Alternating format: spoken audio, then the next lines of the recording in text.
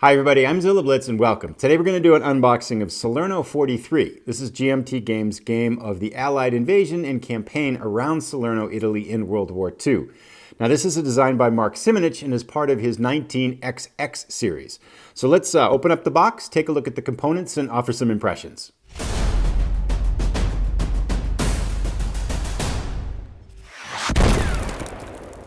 First impressions, I love the cover. We've got the sunshine, the tiger tanks, explosions, the Italian hills in the background. Captures the mood of the campaign very well, and it makes you want to kind of jump in and just start playing here. Now, this is a very lightweight box, and I will talk a little bit about that in terms of the scope and scale of the game. About 1.5 inches thick, and it's not got a lot of heft to it. This is a very affordable and accessible introduction to this system. Let's take a look at some of the overall numbers behind the game, some of the general numbers here. It's listed as a 2-player game with a solitaire suitability of 5. And that feels about right. There's no AI bot. There's no rules that are designed in particular for the solitaire experience. But I don't see anything in kind of looking through most of the rules here and reading a good number of the sections already. I don't see anything in here that would create a hindrance for solitaire play in terms of hidden movement or anything like that. So it feels like a very neutral solitaire game. You're going to play both sides, be able to play it fine, exploring some of the decisions of both sides and kind of learning about the history of the conflict. So I'm excited about this as a solitaire experience in addition to a 2-player experience. So I don't see any reason why, a solitaire gamer or someone interested in it for solitaire would be driven away from this game. Feels like it's very accessible and a good solitaire experience. Now, complexity is listed as a 5. Looking through the rules, looking at the components, and in particular the scope and scale, I feel like you could have gone either with a 4 or a 5 on this one. There are a lot of depth to the mechanics, and there's a good bit of chrome applied here to kind of capture the flavor of this campaign. So I can see why they went with the 5. It's certainly not a 6 though, and it's certainly not a 3, but I think you could have gone either with the 4 or a 5 here. Certainly I think on the lower end of the 5. Now, the gameplay experience is listed as 2 to 6 hours. There are 2 scenarios in the game. The first is an 8-turn scenario that covers the first third of the campaign from the landings going inshore. And so I would expect that that's kind of accounting for that 2-hour game length.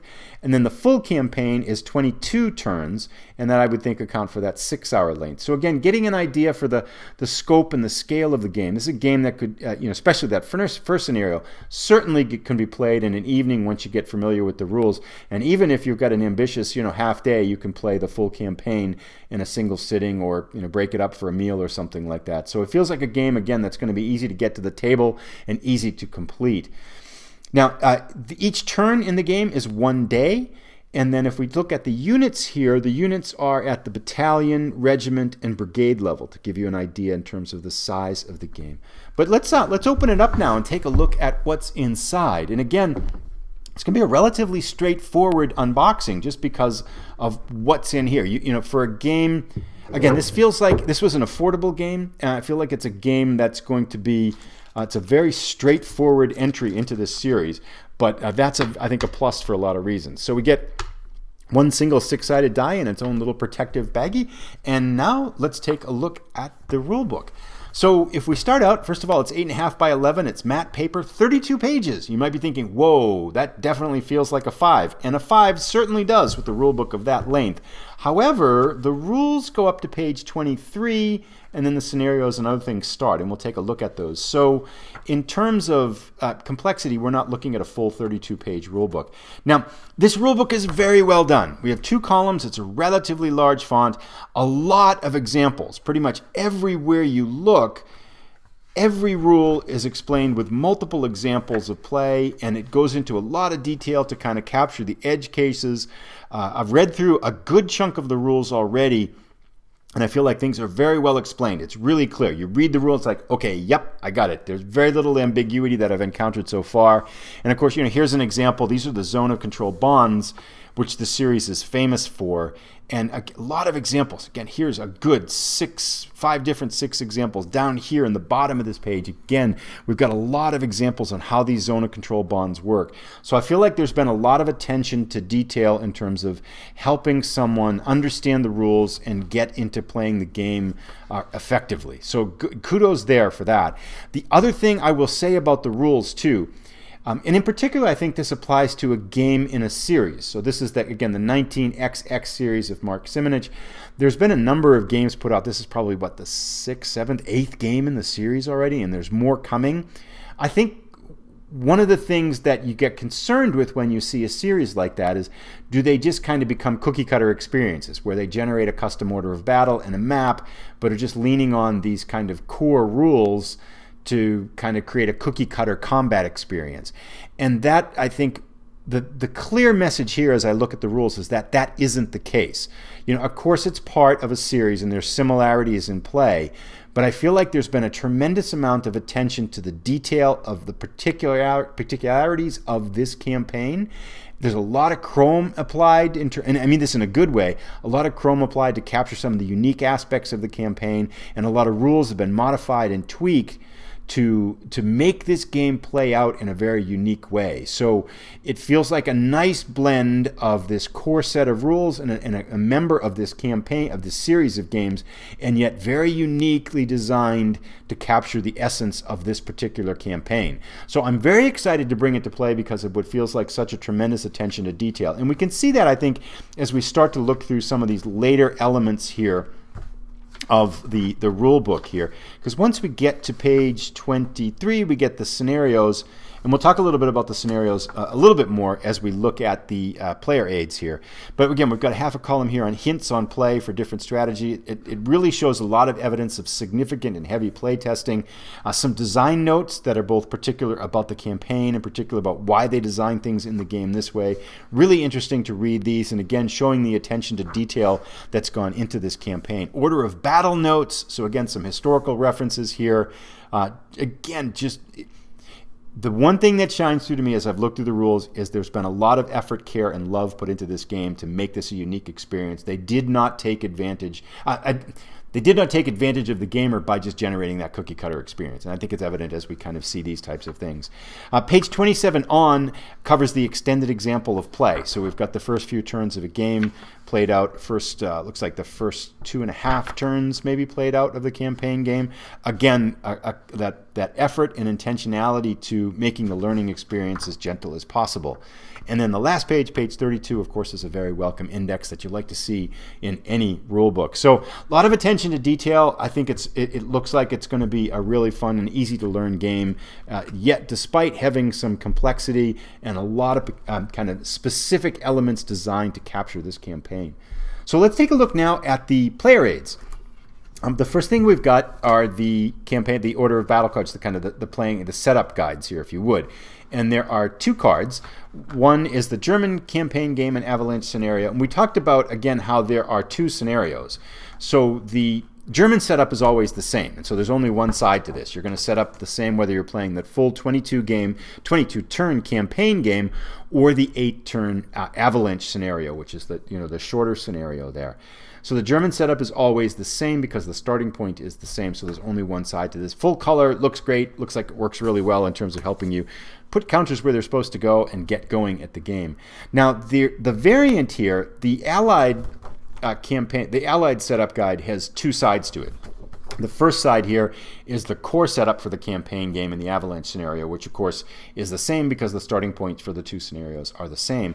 The second side here, however, is the optional start where the units have already landed. So you skip the beach landing portions of the game and jump right into action with the allies already ashore. So the allies you have basically the 2 scenarios as well as a startup variant for both of those scenarios too. Again, looks really functional, captures in full color, looks great, looks like it works really, really well. Now we have 2 more player aids here. These are all the tables and elements that you need to be able to play. These are identical, so we're getting 1 for each player. We'll put one to the side and take a look at this other one. Combat results table. Again, a lot of attention to detail in these results. There's a determined defense element mechanic in play that kind of further brings to life some of the interesting kind of questions and challenges with combat and how are you going to kind of take your losses and things like that. So a lot of attention to detail. I feel like this is a very intricate game that's going to be a lot of fun to play. Some of the other tablet tables here in terms of helping out for gameplay. We've got the sequence of play on the side, more tables here, and then on the back side of this we've got The terrain effects chart, just kind of very detailed and very well explained terrain effects chart to help you to dig into play. These are nice thick cardstock and feel like they're going to be very durable, so just great additions to have. And again, the full color is very well designed here. Let's take a look now at the counters. We've got one sheet. I'm going to guess 5/8 of an inch. I'll put the exact measurement up here as we get into the video. The right side here are the Allied counters. The left side are the German counters. We have U.S. and Commonwealth forces here in addition. Well, it goes to Canadian forces there. So we've got a number of different nationalities in the game for the Allied side. There's a lot of information on these counters, and the information is very helpful, I think, as you get into play. There is a step loss system for for both sides. So we've got two sides here with the step losses shown on the other side. A lot of, I think, again, attention to detail in terms of making these counters capture and contain as much information as they can to be helpful for the player as they're going through the experience. Markers down here below both supply, and then we've got disrupted status and control markers and things like that. Really nice, very matte kind of finish, very high quality, looks perfectly printed in terms of what I've got here. So, and again, looking at this is, again, talking about the scope and scale, very much, I think, on the lighter end. And this might be a good time, too, to talk about this, too. I was thinking, this series now has a number of games in it. I feel like this game is more complex that I wouldn't introduce someone to wargaming with this game. I feel like this would be a little bit of a stretch for something like that. However, I feel like this is, so far what I've seen, this is the entry point into this 19XX series. I feel like this scope, scale, time length, how long it's going to take to play, number of counters, rule set, map, and everything like this this is a great starting point for the 19XX series.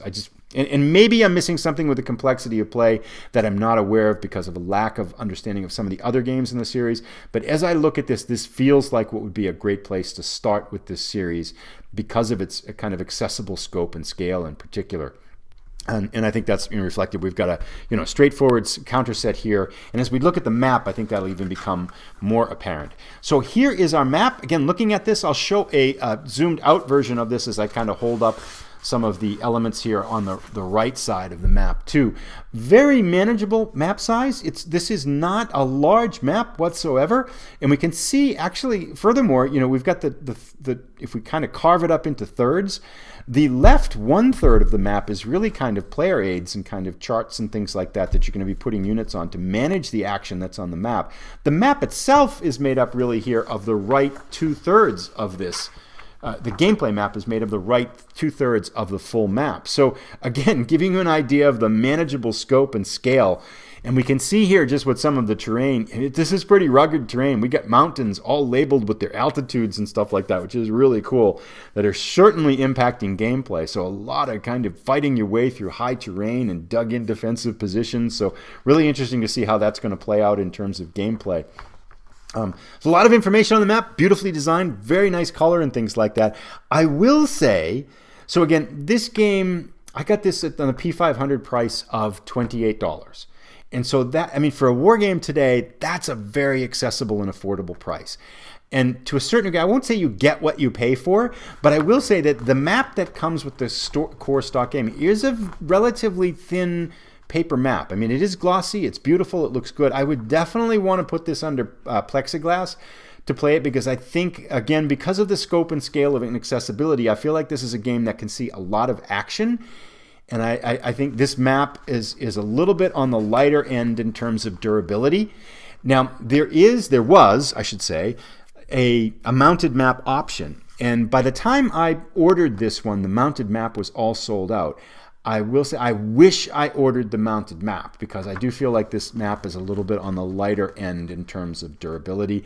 I'm kicking myself that I didn't order this sooner to be able to get the mounted map. And I don't see them accessible anywhere. I've looked at a number of online stores in the GMT site and I can't see any way to get the mounted map again. If anyone knows a way how to get one of the mounted maps, I am all ears because it doesn't look like it's very expensive. But if you do see the mounted map available as you're purchasing the game in the future, I would definitely recommend getting the mounted map. It would add, I think, a lot of durability to the map and it would just enhance the gameplay quite a bit.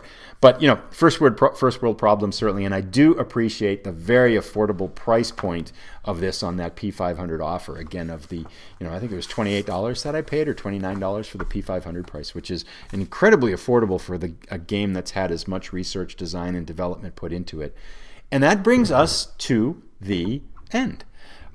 You know, relatively, again, you know, not a ton of complexity in terms of the components. We've got the map, the counter set, the rules, and some player aids, and there you go. So again, I feel like that, you know, that's a strength to this game. I feel like this is a game, again, it's going to be playable in a single sitting. I feel like, I mean, I might be speaking a little bit beyond my experience and understanding of this series, but I feel like this is what's going to be a great entry point into Simonitch's 19XX series.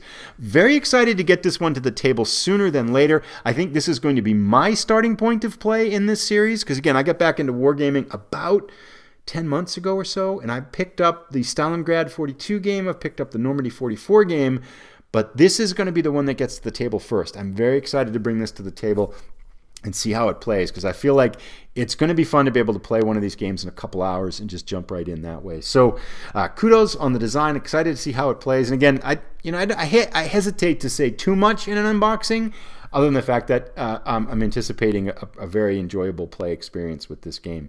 If you have enjoyed this, that brings us to the end. If you have enjoyed this, please give it a thumbs up. If you're new, please consider subscribing. About 40 to 50% of the content on the channel is wargaming content. And do you have the game? Are you excited to play? Have you played it yet? How's it going in terms of play? Are you thinking to pick up the game? Have you played other games in the series? Always curious to hear what people's thoughts and impressions are. Please drop them down in the comments below. And as always, thank you so much for watching this, and look forward to seeing you in another episode coming up. Take care, everybody. Bye-bye.